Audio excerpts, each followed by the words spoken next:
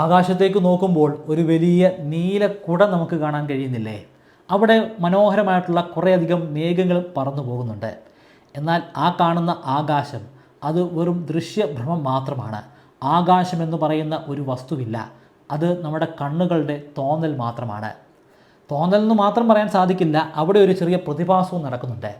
സൂര്യനിൽ നിന്ന് വരുന്ന പ്രകാശം നമ്മുടെ അന്തരീക്ഷത്തിൽ അല്ലെങ്കിൽ അറ്റ്മോസ്ഫിയറിൽ വെച്ച് ചിതറിപ്പോകുന്നുണ്ട്.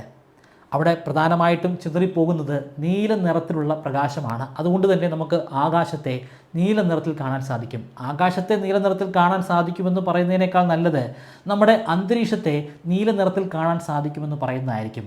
സൂര്യൻ അസ്തമിക്കുന്ന സമയത്തും സൂര്യൻ ഉദിക്കുന്ന സമയത്തും നമുക്ക് നീല നിറമല്ല ആ ഭാഗത്ത് കാണാൻ സാധിക്കുന്നത്. അവിടെ അപ്പോൾ ഏകദേശം ചുവപ്പ് നിറമായിരിക്കും. കാരണം ഉദിക്കുന്ന സമയത്തും അസ്തമിക്കുന്ന സമയത്തും പ്രകാശത്തിന് അന്തരീക്ഷത്തിലൂടെ കൂടുതൽ ദൂരം കടന്നു പോകണം. കാരണം ചരിഞ്ഞാണല്ലോ സൂര്യപ്രകാശം വരുന്നത്.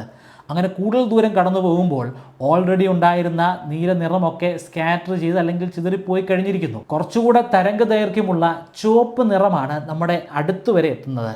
ആ ചുവപ്പ് നിറം പിന്നീട് അന്തരീക്ഷത്തിൽ വെച്ച് സ്കാറ്റർ ചെയ്തു പോകും അല്ലെങ്കിൽ ചിതറിപ്പോകും. അതുകൊണ്ടാണ് നമുക്ക് ചുവപ്പ് നിറം ആ സമയങ്ങളിൽ കാണാൻ സാധിക്കുന്നത്. അല്ലാതെ ആകാശം എന്ന് പറയുന്ന ഒരു വസ്തുവില്ല, അല്ലെങ്കിൽ ഒരു സ്ഥലവുമില്ല. അത് വെറും ദൃശ്യഭ്രമം മാത്രമാണ്. ഇങ്ങനെയുള്ള സയൻസ് ഫാക്റ്റുകൾ അറിയാൻ താല്പര്യമുണ്ടെങ്കിൽ ഈ ചാനൽ ഒന്ന് സബ്സ്ക്രൈബ് ചെയ്യുക.